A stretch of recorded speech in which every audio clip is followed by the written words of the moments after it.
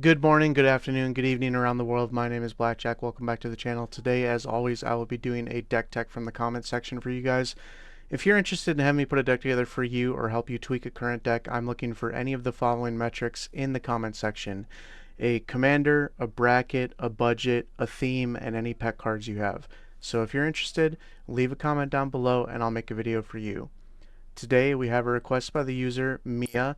Can you do a bracket 2-3 Choco Seeker Paradise Chocobo centric deck, $150 ish or less? That is exactly what I did.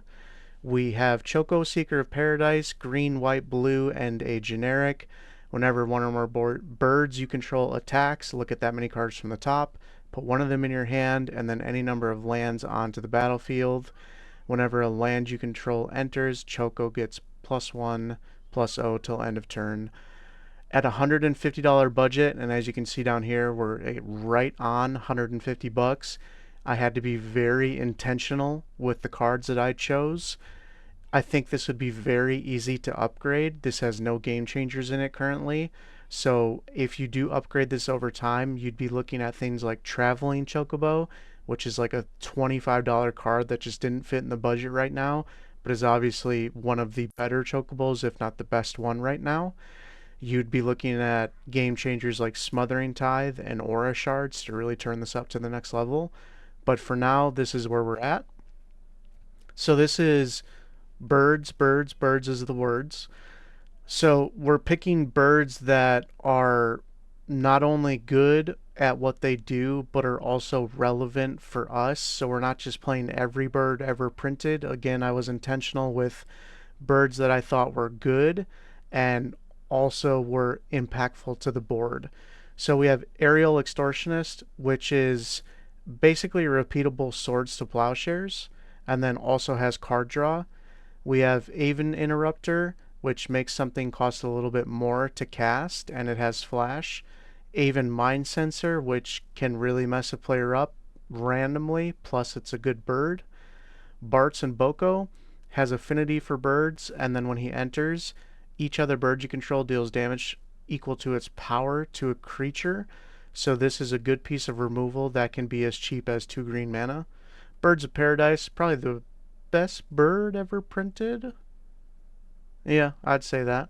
Celestial Gatekeeper, 5 mana. When it's put into a graveyard, remove it from the game, and then bring 2 birds from your graveyard back into play. Curiosity Crafter is one of the better ones. You have no maximum hand size, and then whenever a creature token deals combat damage, draw a card. That's going to be really good with stuff like a Myria Angel. We have Derevi for untap shenanigans, a Myria Angel for landfall to make a bunch of birds. A Seor, flying spells your opponents cast that target one or more commanders you control cost 3 more. So it's 2 mana and a great piece of protection for Choco. Gilded Goose is a mini, much worse version of Birds of Paradise, but it is a bird nonetheless.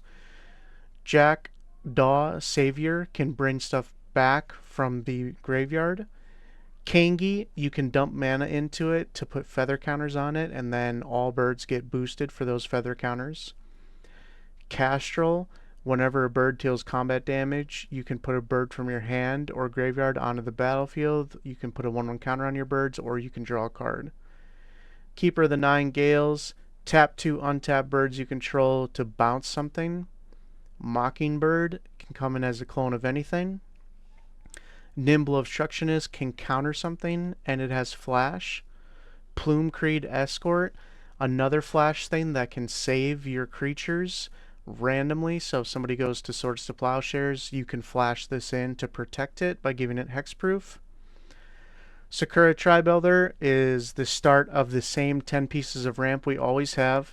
So in any green based deck, we're looking at Sakura Tribuilder. Let's see if I can get this off the top of my head. Rampant Growth, Nature's Lore, Farseek, Cultivate, Kodama's Reach, Arcane Signet, Felwar Stone, Soul Rain, 3 visits. So 10 pieces up, 10 pieces down. The most consistent green based mana base that I play in all of my personal decks, and I highly recommend you do in your own. Saz's Chocobo. It's just a little guy, but he's cute and he builds up over time. Put some respect on his name. Sinu. So, cool thing about this is if this is in exile, we get to put it back on the battlefield tapped and attacking, and we can also sacrifice it into exile to gain 2 life and scry 2.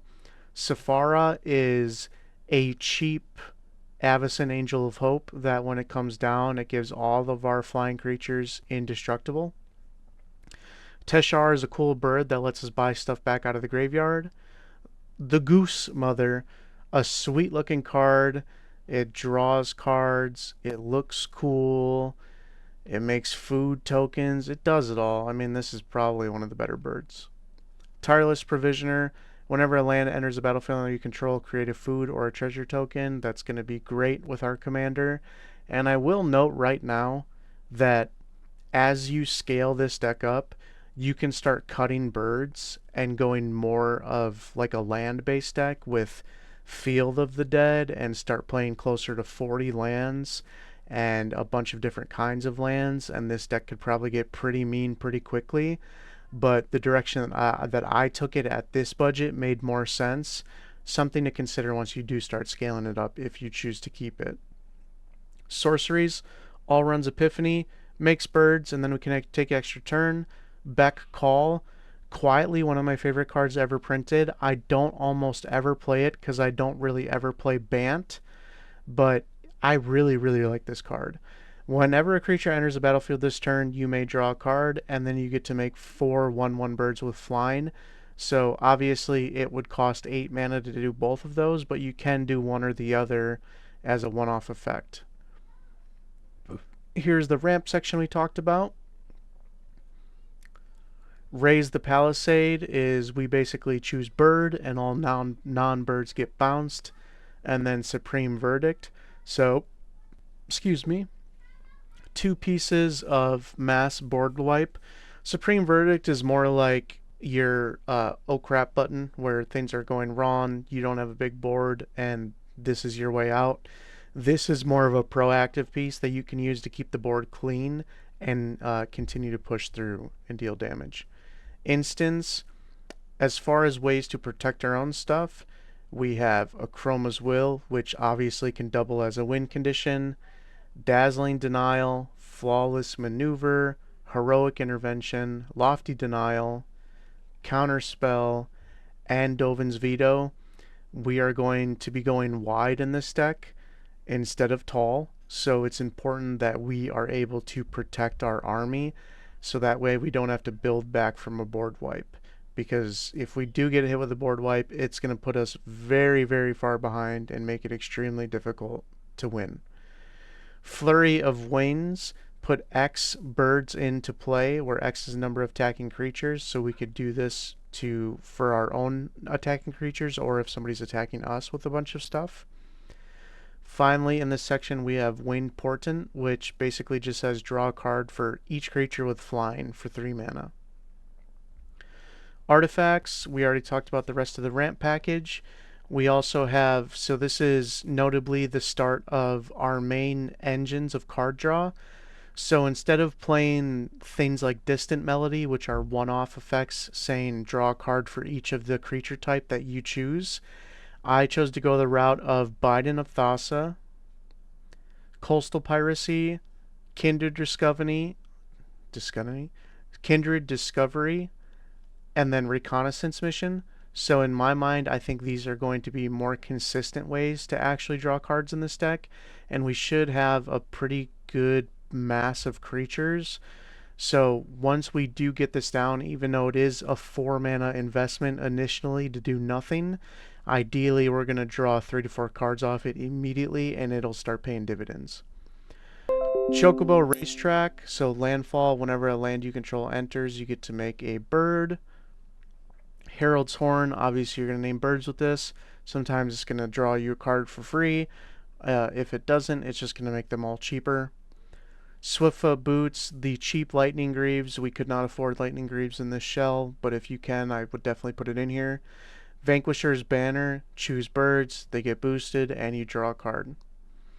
Enchantments, so Obviously, the big downside to birds is they're not very big. They don't win the game quickly. So we do have a few ways to boost them and actually get the game over with. We're looking at things like Beastmaster Ascension, Felidar Retreat, Gravitational Shift, Soul Catcher's Airy, and Murmutation are all ways for us to actually boost our team, increase the power that we're able to deal, and actually end the game in a semi-quick fashion. Dovescape, whenever a player casts a non-creature spell, counter that spell, and then they make birds. This is a weird spell, and I'm not even sure it's going to be great for you. I think if you are ahead on the board, it's going to be awesome. If you're not, it's going to be dangerous, but either way, it's flavorful and it's sweet, so definitely play it. Side quest, raise a chocobo. When this enters, create a 2/2 bird, and then if you control 4 or more birds, you can transform it, which lets you search for a land card and put it on the battlefield, and then have some other abilities. So the land section, I do want to note, I personally know Mia and her husband. I know they have a trade binder. I know they have a bunch of commander decks. I know that they're just building the land base as they go. So I didn't really put lands in this section because I didn't want it to affect my budget and my ability to pick better birds and better cards for this deck. I would say the non-negotiables, obviously Command Tower's cheap, Exotic Orchard, Reliquary Tower, Temple of the False God. These are all non-negotiable non-basics that I'd play. Seaside Haven, you can sack a bird to draw a card. It looks cool, it's flavorful, it's old. I 100% would play it. But like I said, it doesn't take much for a deck like this to be successful when it comes to a land base. All I would say is build it up over time, start with what you got, and just go from there. I'm pretty happy with the deck. Again, I think if you wanted to scale it up, start turning it to bracket 3. Aura Shards, Smothering Tithe, Traveling Chocobo. There's some very easy upgrades, some very easy lanes for you to kind of steer into when it comes to upgrading. I did have this little special section down here. Mia, totally up to you. If you are a real one, you could also go the route of cutting 30 of the cards. So you'd cut all of the creatures and some of the other junk in here, and you just play 30 Tempest Hawks. So whenever this creature deals combat damage to a player, you may search your library for a card named Tempest Hawk and then put it into your hand. You could play 30 of these, and I'm 99% sure it would be worse, but it would be hella cool. And anytime you get to break the rules of Commander, where you can only have one of each unique card, it's interesting and it's worth thinking about. And I had to put it in here as an option for you. Again, Traveling Chocobo, $25. Not for this budget, but it is an amazing card. Great with this deck. A must play in my mind, if you can afford it. That's it, front to back. Chocobos, birds. It's going to be a good time. It looks like it's fun. You have some interaction. You have some interesting stacks pieces. You have good mana production. You have great card draw. You even have an extra take a turn spell here. There's a lot of engine pieces going on.